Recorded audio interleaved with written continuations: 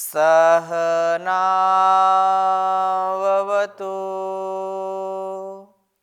सहनौ भुनक्तु सह वीर्यं करवावहै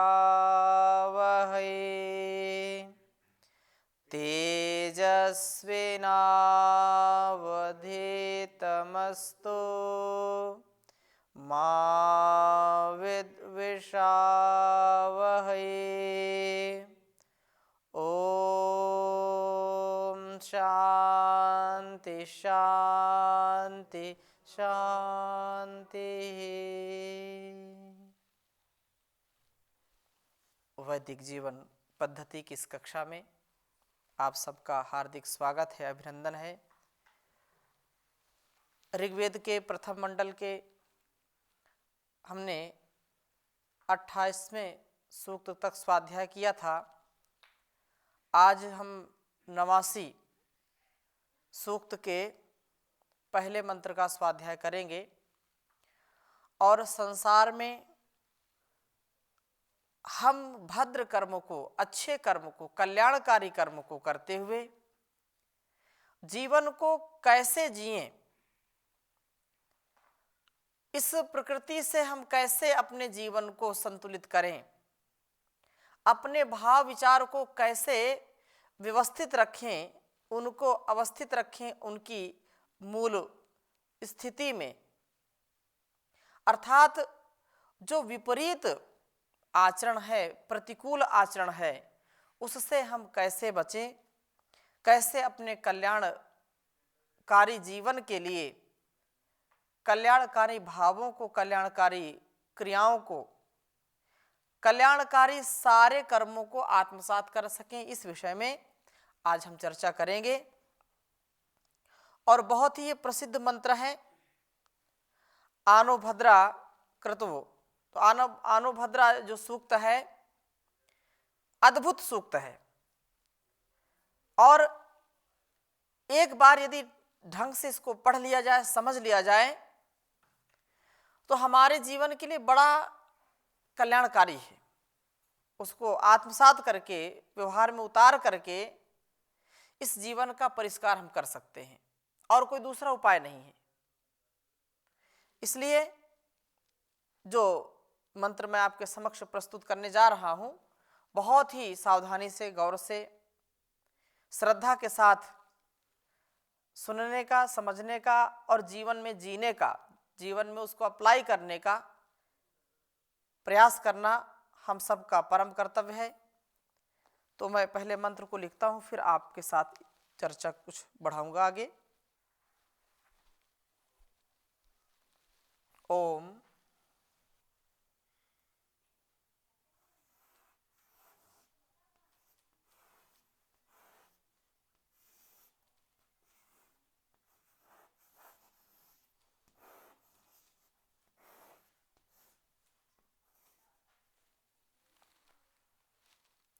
आनो भद्राः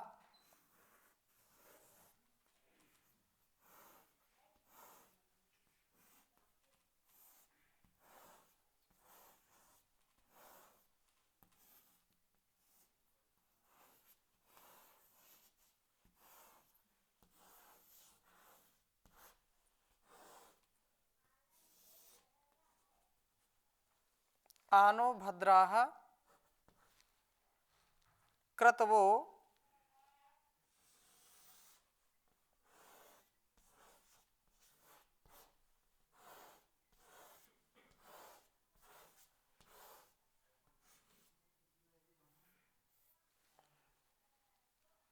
यन्तु विश्वतो अदब्धासो।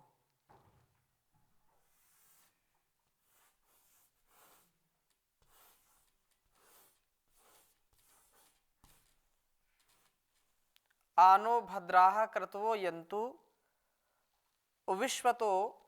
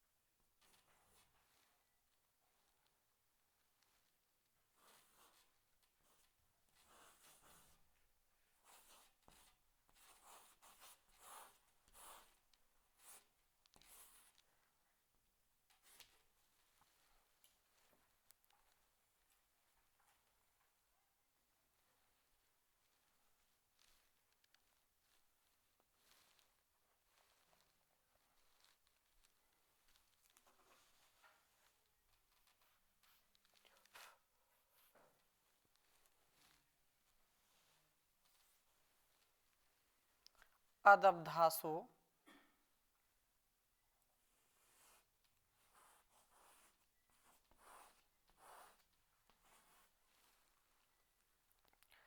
अपरितास उद्भिदः।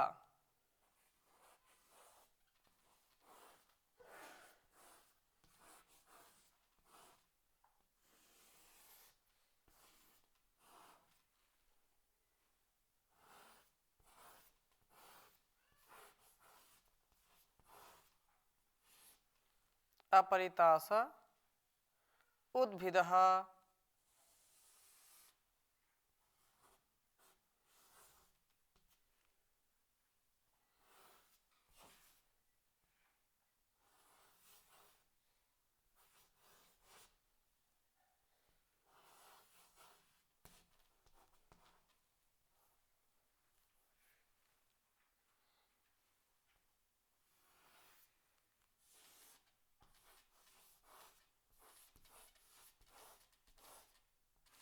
यथा नो यत्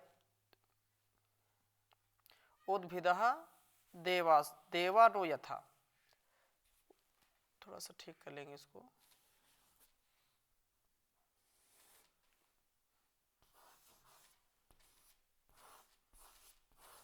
देवा नो यथा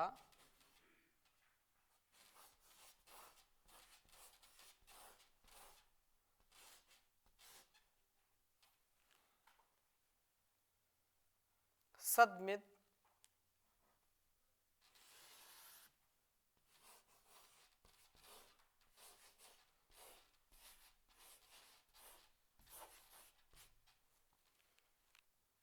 वृद्धे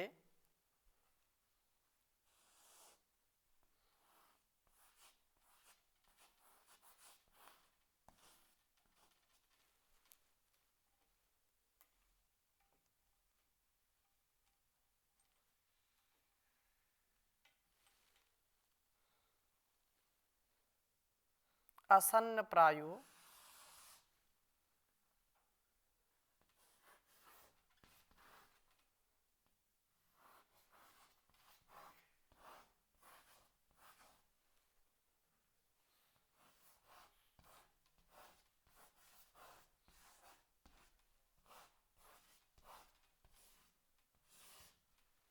असन्न प्रायो रक्षितारो दिवे दिवे।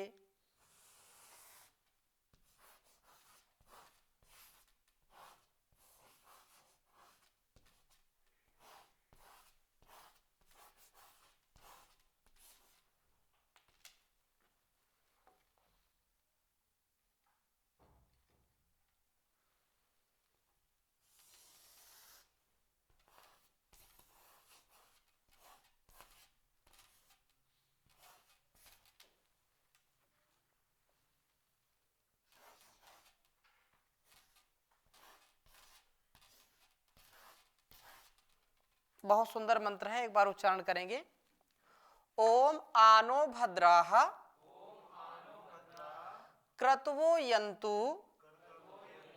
विश्वतो अदब्धासो अपरितास उद्भिदः देवानो यथा सद्मिद वृधे असन्न प्रायो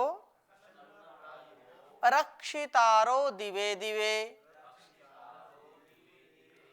ओम आनो भद्राः क्रतवो यन्तु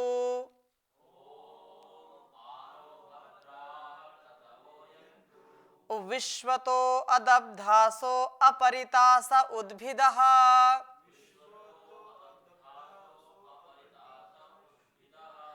देवानो यथा सदमिद्वृधे असन्न प्रायुवो रक्षितारो दिवे दिवे। ओम आनो भद्राः क्रतवो यन्तु विश्वतो अदब्धासो अपरितास उद्भिदः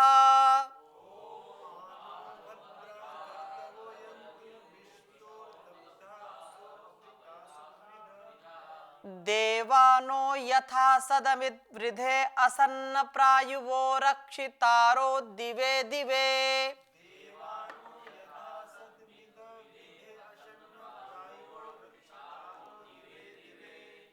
बहुत ही मन को शांति देने वाला यह मंत्र है। ऋग्वेद के प्रथम मंडल के 89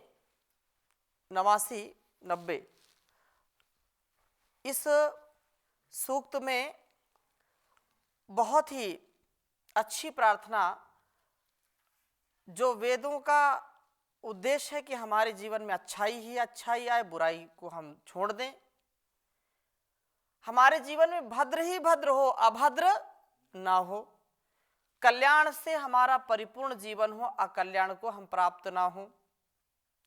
इसलिए यहां पर प्रार्थना की, नह हमें क्रतवः यज्ञ रूप उत्तम कर्म आयंतु प्राप्त हो। जो उत्तम कर्म हैं, जो हमारे कर्मों में दिव्यता को बढ़ाने वाले हैं, दिव्यता में वृद्धि करने वाले हैं, ऐसे कर्मों को हम प्राप्त हो, अर्थात हम ऐसे कर्म ही करें, इससे विपरीत कर्म ना करें। जो कर्म भद्राह सबसे ज्यादा कल्याण व सुख को प्राप्त कराने वाले हैं, अर्थात सबसे अधिक अतिशय सुख का जो जनक है। हमेशा स्मरण रखना चाहिए, जब जब हम गलती करते हैं, जब जब हम अन्याय करते हैं, अविद्या से युक्त होकर के कर्म करते हैं, अविवेक पूर्ण निर्णय लेते हैं, तो हमारा मन अशांत हो जाता है। हमारा मन अशांत हो गया तो सुख हमको मिलता नहीं है। और यदि अच्छे कर्म कर रहे हैं, जो भद्र हैं, कल्याणकारी कर्म है, उनको कर रहे हैं, तो आप देखेंगे कि आपको बाहर की वस्तु, बाहर की व्यक्ति या स्थान से वो सुख का अनुभव नहीं होता, जितना अपने अंदर के सुख का अनुभव होता है। क्योंकि वहां पर जो कल्याण की भावना है, तो वो सुख को, शांति को जन्म देता है। और जहां अभद्र है, जहां अकल्याण है, वहां व्यक्ति परेशान रहता है। चाहे व्यक्ति धनपति हो, चाहे धनहीन हो, लखपति हो या खाकपति हो, उससे ज्यादा हमको सुख मिलता तो है। सुख तो संसार में धन का जो आकर्षण है वो तो रहता ही रहता है, लेकिन धन को कैसे माना जाए कि धन है? शांति के लिए धन की अगर आवश्यकता हो, तब तो फिर जिसके पास करोड़ों अरबों, जितनी जितनी जिसके पास संपत्ति होगी, उतना उतना उसके पास सुख होगा। लेकिन अक्सर ये प्रायः देखा जाता है कि धनी लोग ज्यादा दुखी होते हैं। यदि धन में सुख है, धन में ही कल्याण छिपा है, तो जो बेचारे निर्धन है, जिनके पास धन है, वो हमेशा दुखी रहेंगे, और जिनके पास धन है वो सदा सुखी रहेंगे। जितना जितना धन बढ़ता जाएगा, उतना उतना सुख मिलता जाएगा। परंतु ये बात पूर्ण रूप से, स्पष्ट रूप से हमको दिखाई नहीं पड़ती है। तो सुख कहां है? तो कहा कि सुख तो अहिंसित कर्मों में है। सुख तो विश्वतः सब ओर से अदब्धासः, अहिंसित हो इन कर्मों में, आसुरी जो प्रवृत्ति के लोग विघ्न ना कर सकें। जो शुभ कर्म है, शुभ स्वभाव है, योग, यज्ञ, संध्या, हवन, दूसरों की सेवा सत्कार करना, दूसरों से प्यार करना, दूसरों को उभारना, ये सेवा जो करने वाला है वह दूसरों के विघ्न को हरता है। और अपरितासः, ये कर्म चारों ओर से घेरे ना जा सकें, अर्थात ये कर्म संकुचित ना हो, अधिक से अधिक व्यक्तियों का ये कल्याण करने वाला हो। जब जब कोई अच्छा कर्म लोग शुरू करते हैं तब तब विघ्न बाधाएं और ज्यादा आती हैं, बहुत बाधाएं आती हैं, बाधाएं कभी कम नहीं होती हैं। परंतु इन बाधाओं का जो सामना करता है, डट कर के मुकाबला करता है, वही व्यक्ति अपने और संसार के कल्याण के लिए कुछ कर पाता है। अधिक से अधिक व्यक्तियों का यह कल्याण करने वाला होता है। और अगली बात कही उद्भिदः, जो उद्भेतारः, ये कर्म शत्रुओं को छिन्न भिन्न करने वाला हो। वस्तुतः क्रियाशीलता से ही काम क्रोध शत्रु पर विजय पाई जाती है। काम क्रोध लोभ मोह ईर्ष्या द्वेष छल कपट, ये हमारे अंदर बढ़ते रहते हैं। लेकिन इन बढ़ते हुए शत्रुओं को कहा कि ये हमको नष्ट न करने पाए। अपरितासा उद्भिदः, ये जो चारों ओर से हमको घेर लेते हैं आकर के, चक्रव्यूह बना लेते हैं, हमको निकलने नहीं देते, कोई रास्ता नहीं मिलता कि हम किधर से जाएं। ऐसी परिस्थिति में विजय कैसे प्राप्त करें? तो यथा जिससे सब देव जब प्राकृतिक शक्तियां उनकी सदम इत सदा ही ना हमारे वृद्धि व उन्नति के लिए असन हो। वस्तुतः उत्तम कर्मों के होने पर ही किसी के आधिदैविक कष्ट नहीं होते। समाज के पतन से ही जो जीवन में हम आपत्तियां देखते हैं, समाज का पतन हुआ तो मानो व्यक्ति का पतन हुआ, और व्यक्ति का पतन है तो समझो समाज का पतन है, एक दूसरे के पूरक हैं।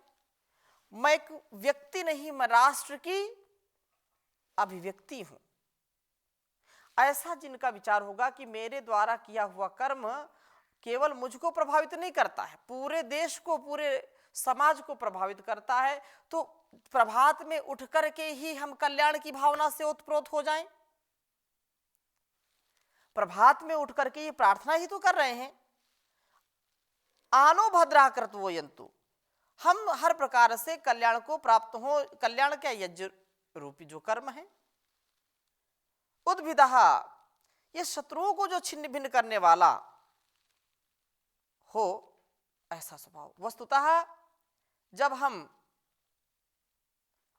अपने जीवन के पल को, अपने जीवन के कल को समझने का प्रयास करते हैं तो व्यक्ति बहुत जागरूक हो जाता है।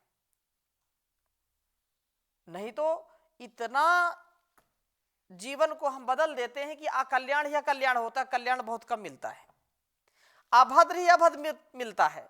सुबह जागने से लेकर के सायंकाल तक कुछ ना कुछ ऐसा जो है हमारे साथ घटित होता रहता है जो हमको गलत विचार मन में ला देता है, जो हमको पतन की ओर ले जाता है, हमको विकृति की ओर ले जाता है। प्रकृति जो हमारी मूल प्रकृति है, जो हमारा मूल स्वभाव है, अध्यात्म का स्वभाव है, उससे हम भटक जाते हैं।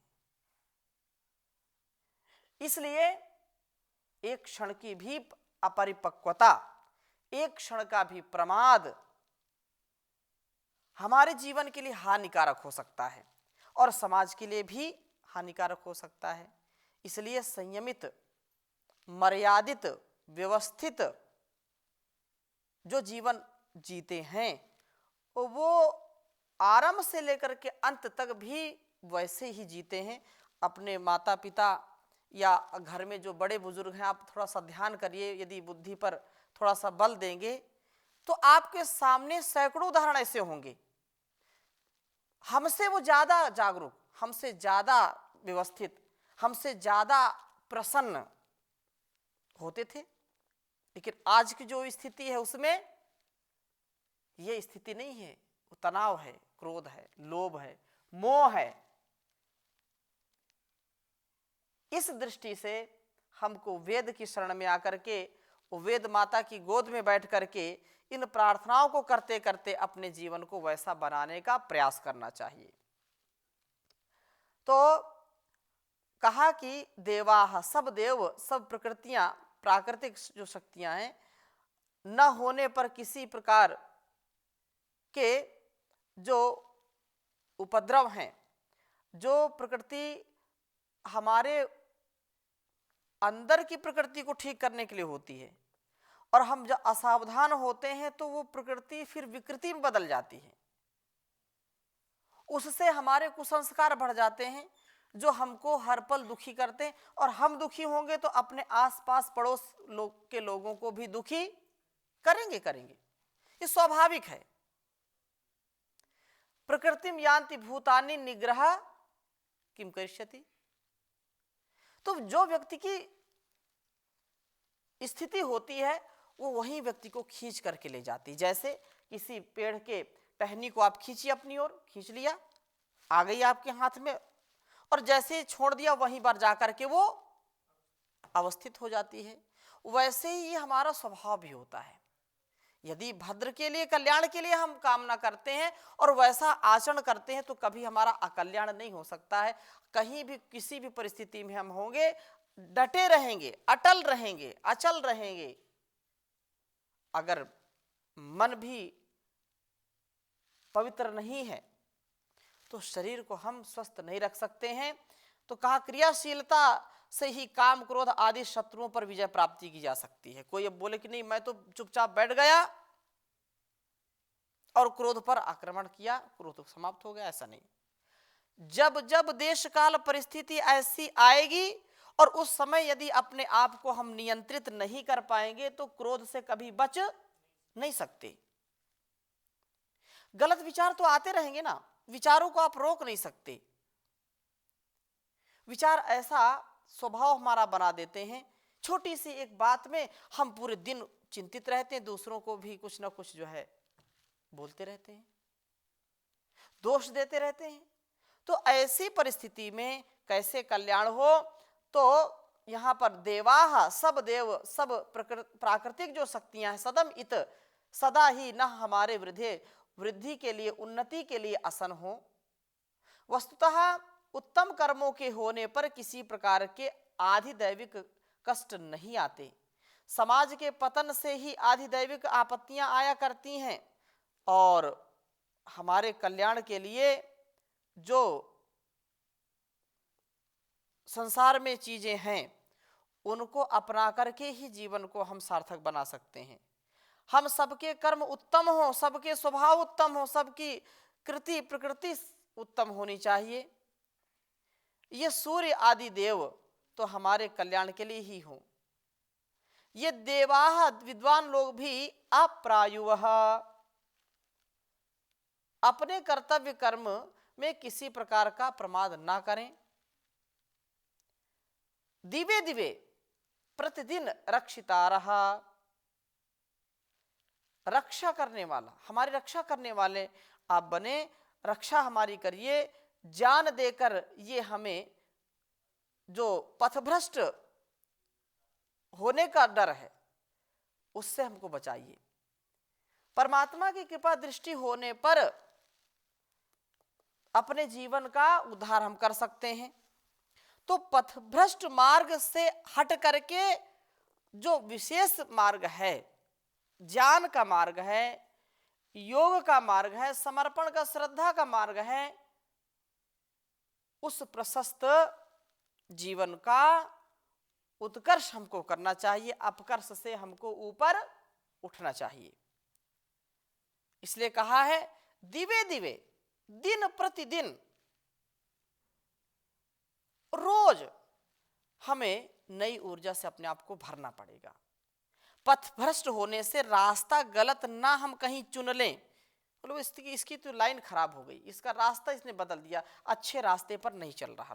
यह तो रास्ता, यदि आपको ट्रैक चेंज करना है तो उसके लिए विद्या को आत्मसात करना पड़ेगा, इंद्रियों पर संयमन करना पड़ेगा, इंद्रियों को नियंत्रित करना पड़ेगा, व्यवस्थित करना पड़ेगा। तब आप देखेंगे कि जीवन में कितनी दिव्यता आ रही है।